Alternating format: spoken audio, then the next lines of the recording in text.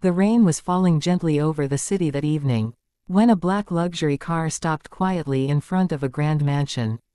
No one expected the owner to return home so early. Especially not him, a man who had everything, but rarely felt at peace inside his own house. But as he stepped out of the car, something unusual caught his attention. The back door was slightly open, and soft laughter was coming from inside, a sound he hadn't heard in years. He slowly walked in, not knowing that what he was about to see would change him forever. His name was Adrian Cole, a wealthy businessman known across the city. He owned companies, properties, and a life most people only dreamed of. But behind all that success, Adrian was a single father. His wife had passed away years ago, leaving him alone with their only daughter, Emma. Emma was a sweet, innocent girl, but she was born disabled and couldn't walk. After her mother's death, she had become quieter, more withdrawn. And Adrian slowly became distant too. He loved her deeply, but work consumed him. Meetings, business trips, endless pressure. He believed giving her the best doctors and the best house was enough. At home, there was one man who helped take care of everything. A janitor named Daniel. Daniel was quiet, humble, and hardworking. A single father himself, raising a small son while working multiple jobs. He never complained, never asked for more. Every day, he cleaned the mansion, fixed things, and kept to himself. But there was one thing different about Daniel. Whenever he saw Emma, he always smiled like she mattered more than anything else in the world. That evening, Adrian had returned home earlier than usual. He had cancelled a meeting, something he rarely did. As he stepped inside, he noticed something strange. The house wasn't silent like always. There were soft footsteps, gentle voices, and laughter again. He followed the sound slowly down the hallway. His heart tightened slightly as he approached Emma's room. The door was open just a little, and what he saw made him stop completely. Emma was sitting on her small wheelchair near the window. But she wasn't alone. Daniel was there, sitting on the floor beside her. Not cleaning, not working, just sitting with her. In his hands were small handmade wooden toys. He had carved them himself. Emma was smiling, actually smiling, as Daniel moved a tiny wooden bird in front of her. Daniel said softly, "See. The bird can still fly, even if it falls sometimes." Emma giggled quietly. "It's beautiful." Adrian froze. He had never seen her laugh like that in years. But something else caught his attention. Daniel's eyes were filled with calm care, like he wasn't just playing with her. He was healing something inside her. Adrian stepped forward slowly. The floor creaked slightly, and both of them turned. Daniel immediately stood up, nervous. "Sir, I'm sorry. I finished cleaning and just..." But Adrian didn't speak. His eyes were still on Emma. She looked happier than he had seen her in a very long time. He finally asked, quietly, "What are you doing?" Daniel lowered his head. "I noticed she was always alone when you were working, and the nurses don't stay long.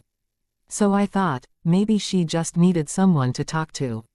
Adrian's voice was low. "You're a janitor?" "Yes, sir," Daniel replied softly.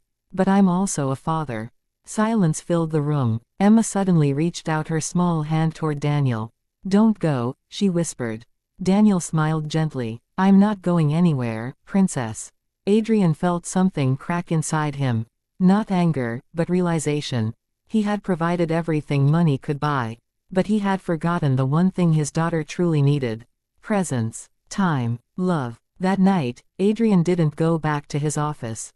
He stayed outside Emma's room, listening. For the first time in years, he didn't check emails or take calls. He just watched. Daniel was teaching Emma how to hold a pencil again. Slowly guiding her hand, never rushing her, always patient.